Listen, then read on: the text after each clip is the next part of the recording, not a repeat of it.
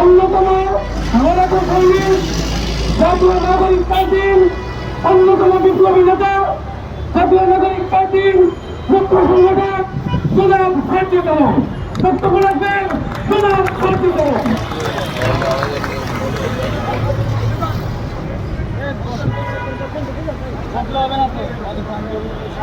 Good. 2024 সালের জনতার অভ্যুত্থানে অন্যতম যুদ্ধক্ষেত্র বাংলাদেশের যতদিন ইতিহাস থাকবে, ততদিনই 24-এর অভ্যুত্থানের ইতিহাস থাকবে, এই উত্তরা মিলের সেন্টারের ইতিহাস থাকবে। এই 5ই আগস্ট যেদিন বাংলাদেশের মানুষ তাকিয়েছিল যে কখন আমরা গণভবনের দিকে যাব, তখন উত্তরা বিএনএফের আজকের এই অবস্থান থেকে প্রথম ওই গণভবনের মুখে যাত্রা শুরু হয়েছিল।